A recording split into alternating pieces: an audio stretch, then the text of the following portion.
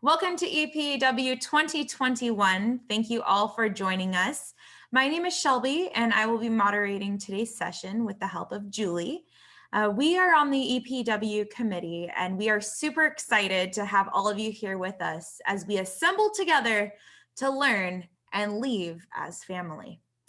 Today, we have an incredible superhero with us, the great Terri Drain. Today's session is Build Back Together.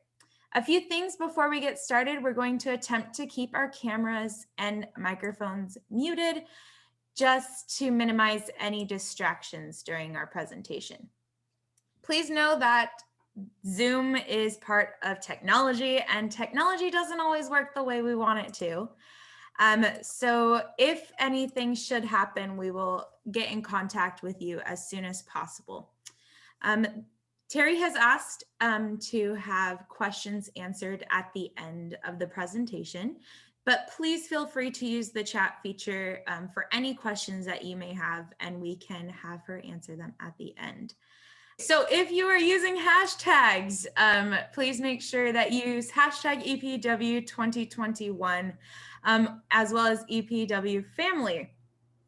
And like I hope I said, Terri has asked for questions to be answered at the end of the presentation. But if you have any questions, you can use the chat box. All right, so I'm going to go ahead and hand it over to Terri. Okay, thanks, Shelby. Good morning, everybody. I am so excited to be here. For those who don't know me, I am Terri Drain, president of Shape America, and I am also a former elementary physical educator from Pleasanton Unified in the Bay Area. I am a national board certified teacher and the founder of the Health and Physical Education Collaborative. Before I get going, I want to thank Matt Bassett and the EPEW committee for all they've done to put together this year's workshop. And I want to salute you, our EPEW 2021 campers, for being here. I know your time is precious, and I'm so grateful that you are spending some of it here with me this morning. I've created a handout folder, and I'll be sharing the link for that at the end of the presentation. It's always important to me when I present here at EPEW to give teachers activities they can take away and use immediately with their students. And I've done that again this year, and everything you'll need to conduct those activities is in the handout folder. As well, Shelby mentioned, we can chat at the end. I think there'll be some time. And sorry about the confusion. This presentation seems to have multiple names, and that's not on me. I changed the name. Build Back Better, although I like Build Back Together, Shelby. I like that one too. And a call to action is one of its other names, but it's all the same. The purpose of this presentation is to talk about the great opportunity we have right now at this moment in time in the post-COVID world to lift up our own teaching and lift up the profession. So just to get going here, I will screen share. Looking good, Shelby? Good? Okay. All right, well, I don't have to tell you that this last year's been one for the books. Enough said about that. Hopefully right now we've entered the recovery phase, fingers crossed. At some point within the last year, we started to hear this slogan, Build Back Better. And I have to admit, when I first heard it, I thought it was kind of like a cheesy campaign slogan. But I actually learned otherwise, that Build Back Better comes from a concept to do with recovering from massive catastrophes. That moment in time after a catastrophe is an opportune time to incorporate new technology, new procedures, new ways of doing things to build resiliency to better withstand future catastrophes. And we're hearing Build Back Together or Build Back Better when we talk about the economy and education. And this is such a fabulous time for us. All these, like the perfect storm, everything's coming together here in that I think we'd all agree education was ripe for reform, and whatever reform was happening probably not fast enough for most of us. We had education turned completely upside down by the pandemic, and it bared the inequities, massive inequities in our educational system. And couple that with the Black Lives Matter movement at the same time, there's just this desire now to create an educational system that's more just and equitable for all. So here we are at this moment in time where we also have the political will to make the change and the money like we've never seen before pouring into education. California just passed the biggest education bill ever. And because we have this thing called local control funding, that money is now in the hands of school districts. They're the ones who are going to decide specifically how to spend it. And of course, there's parameters because the money is intended to achieve this Build Back Better vision for education. But this is where you come in because you have the ability to impact these decisions being made in your school district about how to spend that money. So that is what this presentation is about, is to help you do that. And the plan for this presentation is as follows. We're going to talk about what exactly that Build Back Better vision for education looks like, and how physical education fits within that vision, and 3 specific areas we need, in my honest opinion, to focus on to lift up our profession so we're able to build back better in PE. Then I'm going to provide you with 3 action plans that you have a choice of following depending on where you are in your professional journey. And I'll call those the good, better, and best action plans, and more coming on that in a few minutes.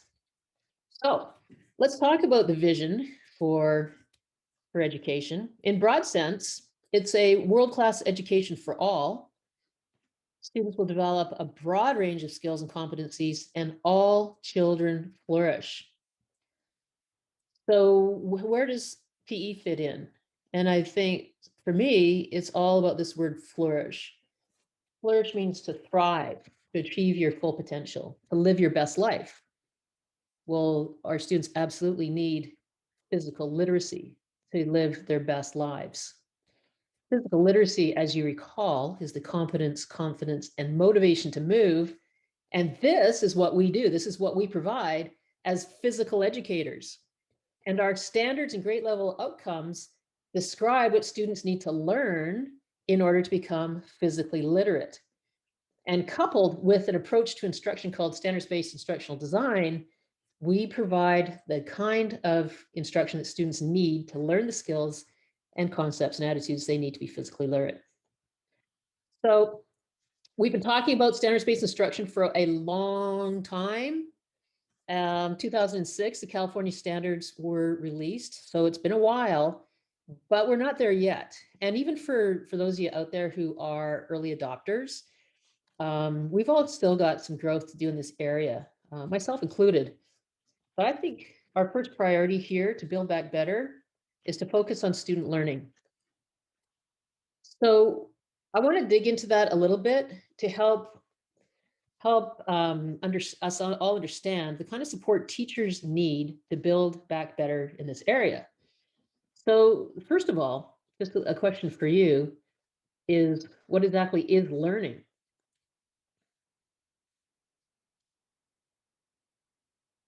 So learning is a relatively permanent change in behavior brought about as a result of experience or practice.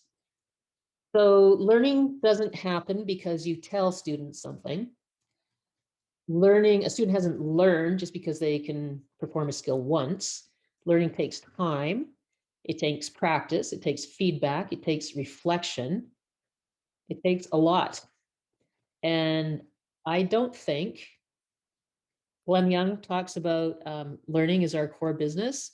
I don't think we talk enough about learning in the profession.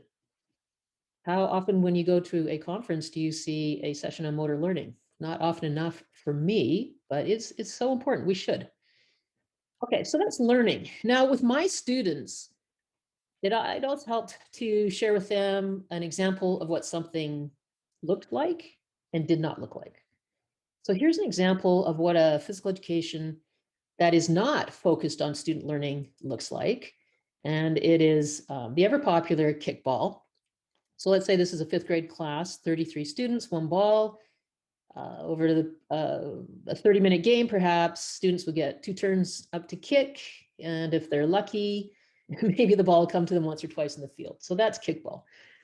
So my question for you is this: if this was the physical education class, what did students learn?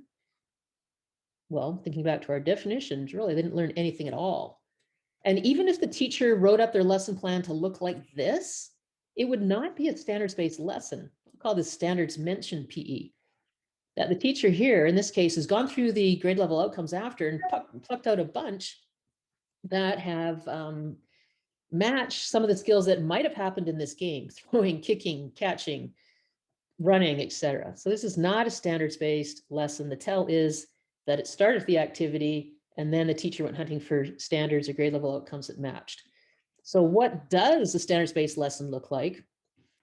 Well, you start with the grade level outcome. I got to say here in California, that a little bit of confusion because we call everything standards. So if you're using if you're not in California, you would be looking using perhaps the national grade level outcomes, and you would call these individual descriptors at grade levels outcomes. California would call them standards. So apologies for all that confusion. But anyways, you start here with, in this case, the grade level outcome, and you unpack it, first of all, by identifying the verbs or the actions of what students need to do and underline the content. Well, I'm a pretty visual person, so I use a graphic organizer to unpack my standards. And so basically there's three big learning blocks here: that students can accept others with higher and lower skill abilities. They can recognize others with higher and lower skill abilities. And then they can involve others with higher or lower skill abilities. And then the next step is to reveal the smaller learning pieces, which really digs into what you're going to teach in your lessons to get to the students to the point where they can achieve this grade level outcome. So just to look at this in a little bit more detail, under accepts others, I think they need to be able to describe the factors that impact skill abilities. So we get away from the fact that many students think you're born good, for example, and they can demonstrate respectful behaviors. You might unpack something completely different. This is just the way how I've done it. Just, again, yours might look different. But from that point, and I am going through the process pretty quick here, but the next thing you do is identify how you would assess the student learning and determine your instructional activities.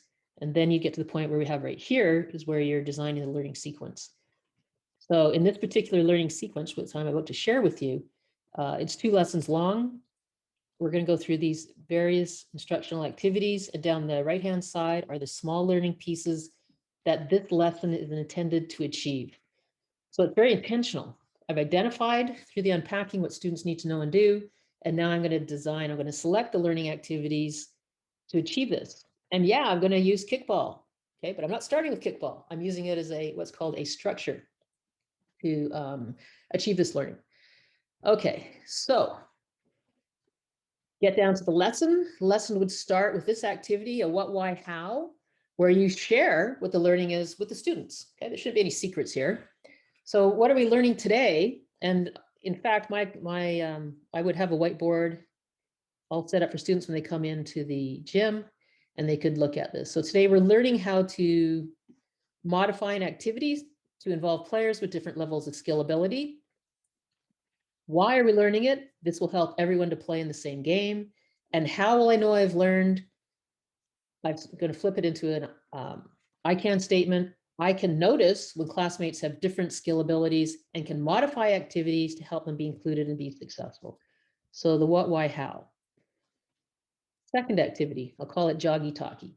Students are jogging around the perimeter of the blacktop, answering this question: what factors impact skill ability? And when they return, we would definitely talk about it. And then we'd move on with the first activity. So this one requires a little bit of scaffolding. So the first thing they need to do is understand the game. So in this version of Kickball, it's not 33 students and a ball. It's 5 students. We'll call it mini Kickball. And I'll just go through it right here so you can see how it works. There's no teams. Students get a turn kicking. They run the bases while the other students chase the ball down. And to put out the kicker, they must pass it to each player. Each player, when it gets back to the pitching mound here. They call stop, and the runner stops. A point is scored for every base that is passed. So 1 point, 2 points, 3 points. I tell my students if they're on the way to the next base, you're going to give them that point, and that would just cut out all the arguing. So after the kicker had their turn, we rotate around. Third base moves to second, second to first, first to pitcher, pitcher becomes the next kicker, and we continue. So that's the structure. Once we got the hang of that, now we get into the part where we're working on some of these learning outcomes. Students would have to roll a dice before their kicking turn to determine which modification that they would incorporate on their kicking turn. So if they rolled a 1, for example, for them, it's got it, meaning they have the ability to kick. No changes required. But if they rolled a 2, just learning, stop the ball before kicking it. So we're making the kicking a little bit easier. Rolled a 3, catch-up time. So in this case, that particular student, we're pretending, is well behind in the score. So on their turn, they're going to get to score 2 points for every base, and so on. I'll give you 30 seconds here, 30 seconds, 10 seconds just to read the rest. So that's version 1.0. Students would go back and they play. Version 2.0. Now the students get to determine what the modification is. So for the student who has advanced skills, they need to decide how that student is, what we're going to have that student do so it's more challenging for them. And one of my classes, they decided that if there was a kicker with advanced skills, that person would have to travel around the bases using a crab walk. I know, it's pretty good, huh? And then again, for just learning, catch-up time, and so on. So now we're just transferring some of the responsibility over to them to determine what the appropriate modification is. So probably this is as far as you're going to get in the first lesson, if you're lucky. Now you can take it up in lesson number 2, again, with a review of what you've done, the what, why, how, and you would start this version 2.0, which I just described, and then version 3.0, where there's no rolling of the dice. The students decide for themselves. In reality, are you a player in that game with advanced skills, or just learning, or do you have just the right amount of skills? You decide what the modifications are, and off they go and they play the game. So I really liked this activity over the span of 2 lessons. They get to practice the skills. We're talking about the need to modify so everybody can be included and have an opportunity to experience success. And I think it's a really relevant activity because this is something that they play on their own time. So All in Kickball is one of the activities that I have shared with you in the handout folder. Okay, so moving along, we're focusing on student learning. And I mentioned a few minutes ago that for you, that there's 3 levels of engagement here for how you could use this focus on student learning to lift your own professional practice. So the good level is, I call it do it yourself. You just take it on yourself. This is something you're going to get better at, and you go for it. Or better, share the vision, make the ask. And when your principal calls you in at the beginning of the year and they want to talk about your professional goals, that is when you do it. I want to get better at standards-based instruction. Share the vision, make the ask. I'll show you what the ask is in a minute. Or best, take the lead in your school district. Call your physical educators together, form a PE committee, and as a group decide your district is going to become better at providing standards-based physical education. Develop a plan, get a commitment, and I'll show you what that looks like in a second. So back to the good level. This is the do-it-yourself. Do this activity, do All in Kickball, and work to develop your own standards-based learning activities. Yeah, that's good. Better. Now you're sharing the vision with your administrator and you're making the ask. And this is where you're tapping into that money that's become available. Professional development. I would like to become a national board certified teacher. You tell your administrator. Guess what? In that budget, Gavin Newsom budget, there's $250 million to support national board certification. Money is available for that. Maybe that's your ask. Or I need to go to EPEW next year, or CAFERD. or Shape NOLA, Shape New Orleans, or I want to go to an HPEC workshop if you're in the Bay Area, Health and Physical Education Collaborative. Okay, so that's the better plan. The best plan, you're asking for a little bit more. All of these things, credentialed teachers, asking for the professional development, those in-district days where they bring in experts to work with you. So you don't have to fit in with all the other teachers and learn about how to make kids better readers. You get subject-specific professional development, and perhaps release time for planning and curriculum development and developing assessment tools, and some changes that could impact the learning environment. Like this is big stuff, right? But remember the amount of money that has become available to improve education. It's a lot. Some of this money is one-time money. So the boxes here outlined in red are that kind of money that are going to be more prone to agree to than some of these bigger things. But that's when you need a multi-year plan. Okay, so in the first year, let's say, our goal is to reduce, let's say you're one of our middle school teachers here, class size by 2 students, and next year by 2 more and 2 more. So a multi-year plan. But basically you're making a plan, you're sharing the vision, and you're making the ask. Moving on, back to our vision for building that better education. All children, a world-class education for all children flourish. Well, what we need to know is that our education system is based on the industrial model from the 1800s. Basically, the concept that students are all the same. They enter school kind of like on a conveyor belt, and they strap on knowledge and competencies, and they exit all the same. Like, when do we have classes where all children are the same? And this is picture. If you ever want a kick, as you Google La Sierra Physical Education, this was a program near Sacramento, which was the kind of like the gold standard in the 60s with the president's physical fitness award and all that. Like, I'm really even doubtful that even then all the students were exactly the same. But anyways, getting back to all students, we want physical literacy for all. So we want all students to learn. Now back here, this is assuming they're all the same. That's the factory model. But what we're just discovering and becoming more and more aware is that our students are different in so many, many ways. For us, we know about inclusion, but we've been talking about inclusion all this time, about including students with different skill levels. But now we have greater awareness of all these many ways students are different. And, it's a little stressful when we're learning about developing cultural competency. This is stuff we don't know about yet. But hang on, that kind of professional development is coming. You get yourself to Shape NOLA, that's going to be a major emphasis of the National Convention.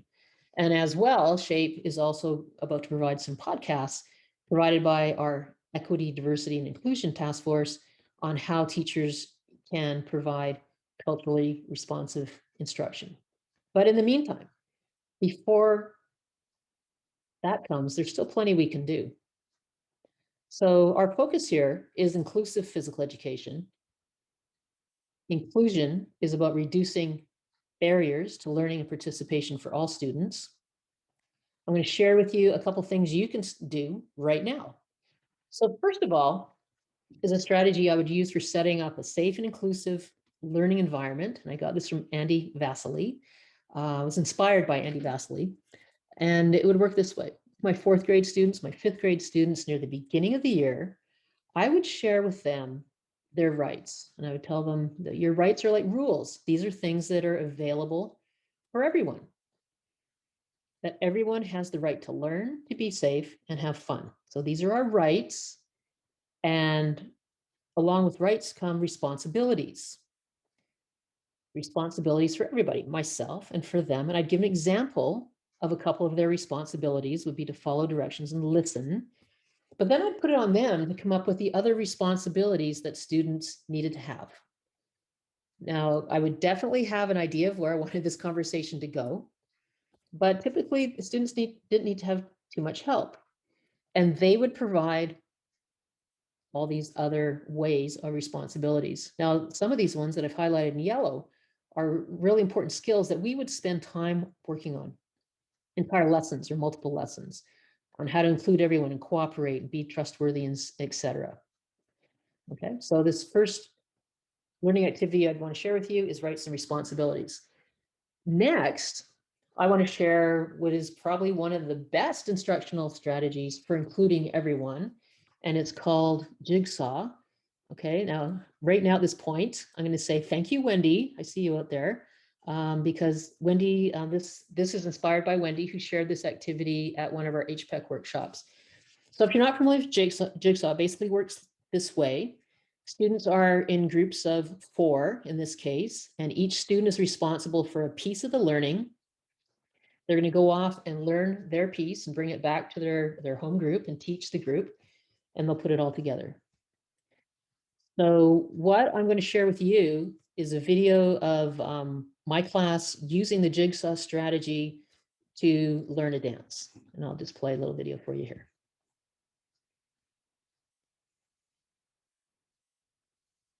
Today, students are going to learn to cooperate through an activity that uses the jigsaw structure. They became familiar with this in a previous lesson when they worked together to create a tag game. So our next activity is similar to what we did the last day when we were working together to create a tag game. Remember that one? We had each number went up to a different corner. You learned a piece of the tag game. You brought it back, you put it together, then you played this new tag game. Today's very similar. But what you're going to do is teach yourself a dance. The dance has 4 parts. Each one of you is responsible for one of the 4 parts. You're going to go to the corner. You're going to learn your part.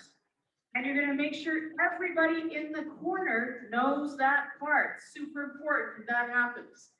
Then you're going to come back and teach your part to your group and put it all together. Part 1 and part 2, part 3, part 4. The first way you're going to learn your parts by reading the instructions on the clipboards that I've put there already in the corner. I'll let you get started on that.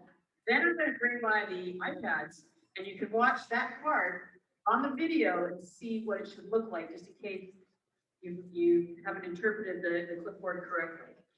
So just to go over what you are doing, this is how you will know you're successful. You will learn your part.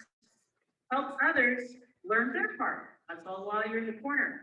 Then you will teach your part to this group and put it all together. See how that goes. Nod your heads if you know what to do. So, to start off with, the groups in the corner had clipboards with a written description of their parts, and they gave it their best shot trying to figure out what their part looked like. I let them work on this for a few minutes, and then I came by and I dropped off some iPads that included a video of their part so they could actually see what it looked like. Here's an example of what they saw. This is part 1.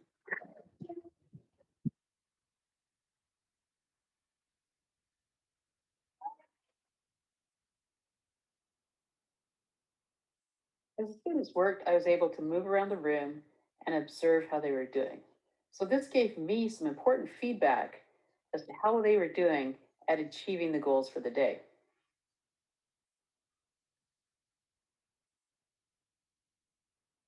Good question. Yeah. Does everybody know their part well enough to teach the group? Yeah. Yeah? Awesome.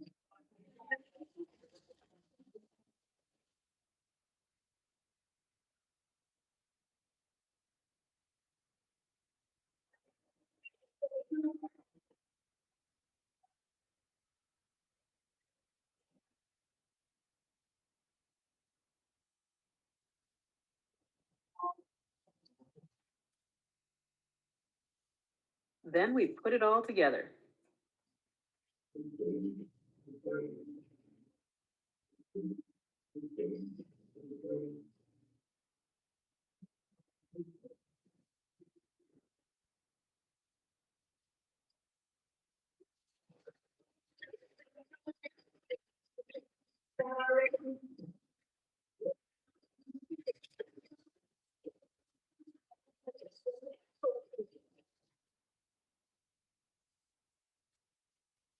Okay. So The benefits of the jigsaw. Everyone's involved, everyone has a role to play, everybody contributes to the group's success. High level engagement, there's no hiding, everybody has a job to do. And it's very extremely student centered, so they're extremely motivated to participate. As well, it's a great way to develop social emotional competencies, and the result is better learning. So that is not an easy dance. They learned it well in a short amount of time through the use of the jigsaw strategy. Several other benefits, but I'll just share those ones and leave it there. Okay, so let's go back to the action plan for you. A good action plan for you to lift up your teaching by being more inclusive would be to do this activity and create your own strategy for establishing an inclusive learning environment, and to use jigsaw and other inclusive strategies. Okay, so that's a good start. A better action plan would be to make the ask again for this professional development. National board certification, attend conference and workshops. Looks kind of familiar. The best action plan, again, create that district-wide PE committee, make a plan, and make the ask for what you need as a district to provide more inclusive instruction.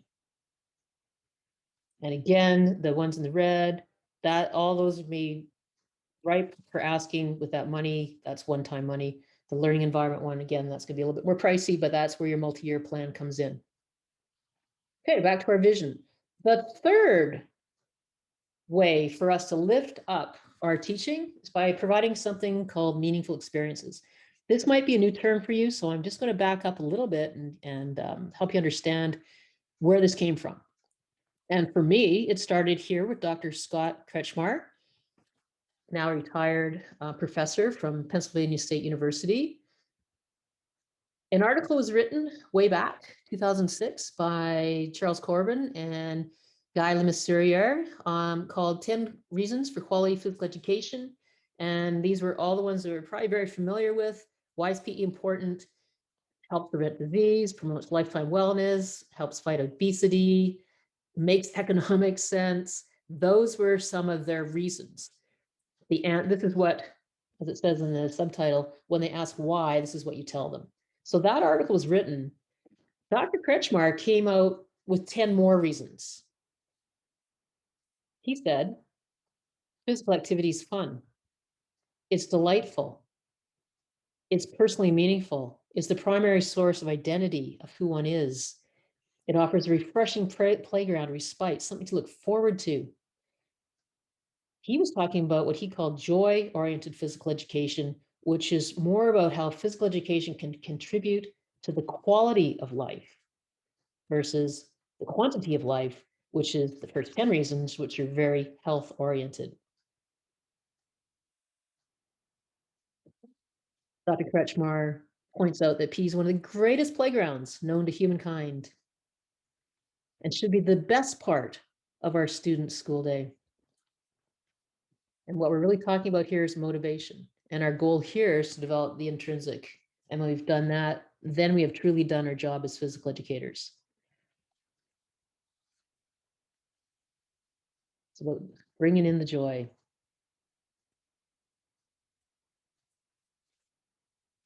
So he's broken down these meaningful experiences into 10 qualities of physical activity. And again, recognizing that students are different. For some students, they are really motivated by activities that are fun or social, or develop motor competency, or challenge, or personally relevant, or a combination. And it's very contextual, it might differ depending on what you're doing. But if we're providing meaningful experiences, we're attending to these 5, as opposed to having a very narrow focus, which is what we have in many programs right now. So let me just use boot camp oriented physical education as an example. To be honest, what we know about the teen brain,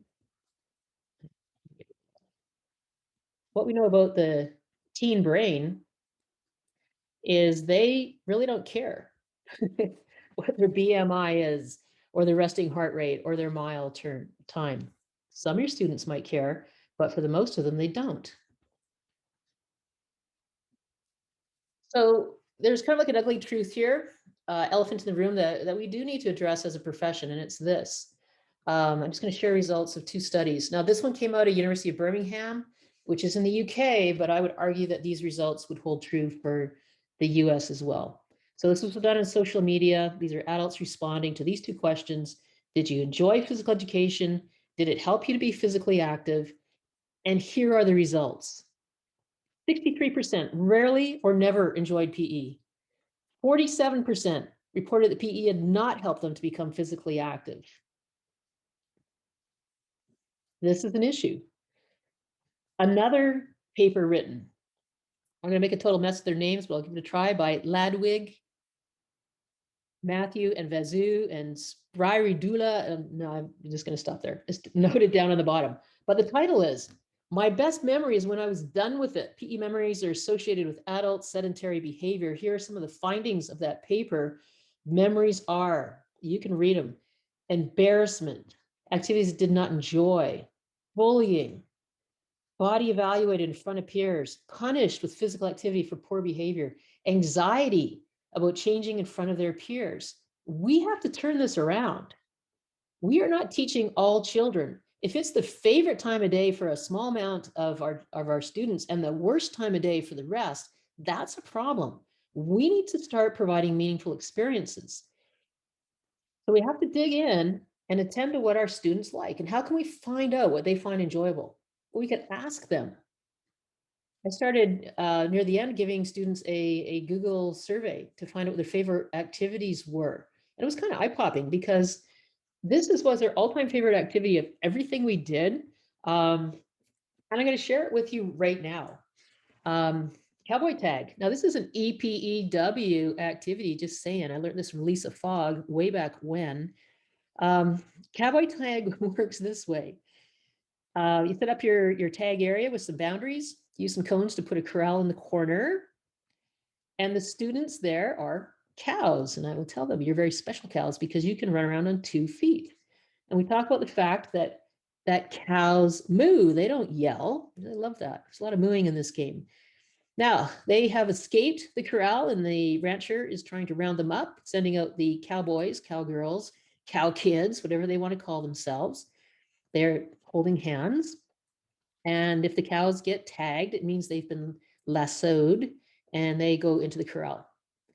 In this game, there should never be more than 1 student in the corral because once the second cow comes in, they're magically transformed into additional cow kids and they come out as taggers as well. And the game continues until we're down to the last cow standing.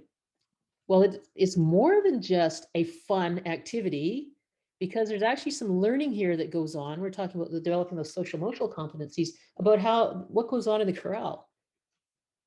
And this is a grade level outcome. So we talk about in the corral how that you are excited about the next cow and you welcome it and you grab their hands and you come running out with them right away. And that's where I would stand and watch to see how they're doing with being partners with everyone. And this was actually something I had to work on. But anyways, cowboy tag across the board, favorite activity of my students. How did I know? Well, I could tell because they cried for that game. They called for it. I could see they're highly engaged, but they also told me when I asked. Now, for my own teaching with meaningful experiences, the next stage for me would be to find exactly what it was about that game they liked. Did they like the action? Did they like running fast and cutting around? Did they like having a partner? Did they like the fact that it made them laugh and giggle? Okay, so I didn't get to that point with my teaching, but that's kind of where it's headed. Okay, let's talk about our action plans for you and providing meaningful experiences. A good action plan would be to do this activity, play this game, and strive to provide meaningful experiences. Better, you're sharing this with your administrator. You need some professional development. You'd like to attend these conferences and workshops. You would like to observe some other teachers. And the best plan is making the big ask of what your entire district needs to lift up to the next level. This is the kind of professional development and you support you need to provide meaningful experiences. Okay, so That brings us to the end of the presentation. I'll just review where we've been. We talked about the Build Back Better vision for education in very broad terms, and how physical education fits in, and what are three things we need to focus on as a profession to do better, to meet the needs of all students, to help all students become physically literate and flourish. And then I shared with you 3 levels of engagement that you can do as an individual teacher or department to build back better and maximize this opportunity we have right now with the funding and the support and the focus to lift up education. So we have this opportunity. And I encourage you to make some decisions as to what you're going to do to build back better. Because I think there's a risk of not becoming part of this new version of education. And that the risk is of being left behind. And I kind of know what happened when that happened once before. Shape NOLA, as I've been advertising throughout this presentation, will be an epic national conference. This is a must-attend year. First of all, there's no better location than New Orleans for a national convention. We're bringing the profession back together after 3 years apart, and the funding is there. Share the vision, make the ask. I'll see you in Shape NOLA. As I said, I am president of Shape America. This is my tagline for my presidency. We are Shape America. We are all Shape America. If you're not a member, become a member. I invite you to become a member. You should be a member of your national organization and your state organization at this point in time, more important than ever. There's nobody else who is in the position to advocate for our profession. No one else in a better position than your state and national organization.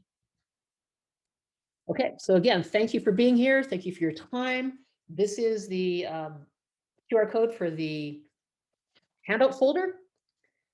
And that will bring us to the end of the presentation. So Shelby, if we can, I guess I'll stop screen sharing. I'll give you just like a few more seconds to get down that information, and then we'll open it up for questions or convo or whatever you want to do.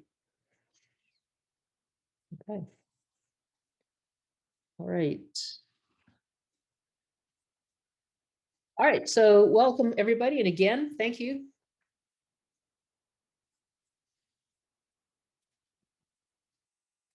If you have any questions, you can put them in the chat box. Oh, Terry, I got a question. I'm gonna guess from that jigsaw demo video, was that maybe like 4th grade?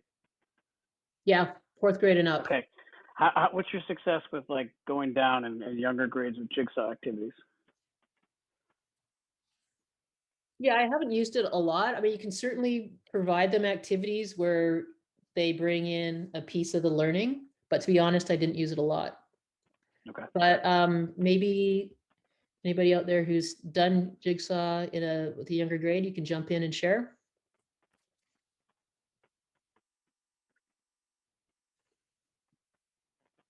Nope. In the handout folder, I've yeah, there you have access to those videos and the sheets. Wendy, what about you? I see you there. Have you done jigsaw with younger kids? They're not ready for it. It's way too complex for them. So they're a little bit too concrete for jigsaw. My 2 cents. I agree.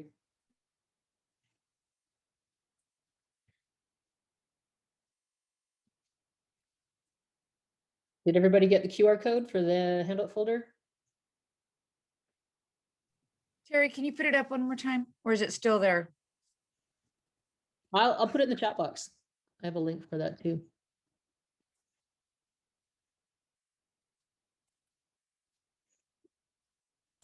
Again, we would like to thank Terry for being here with us.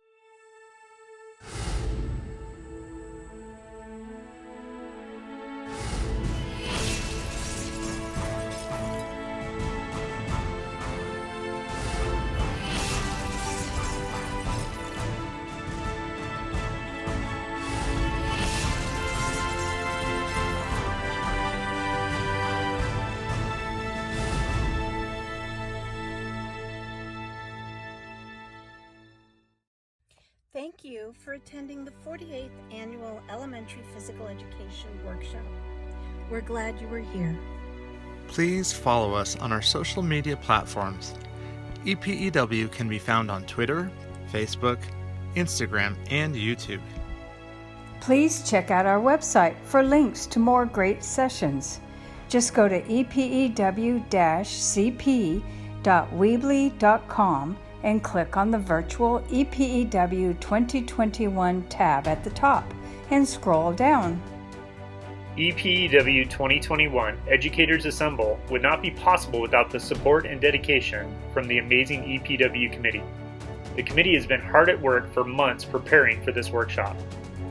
Thank you to Linda McGee, Barbara Groton, Scott Wilson, Stephanie Sandino, Julie Miller, Jessica Monlux, Kayla Ailman, Shelby Lozano, Andrea Chavez, Scott Townsend, and Cindy Chase.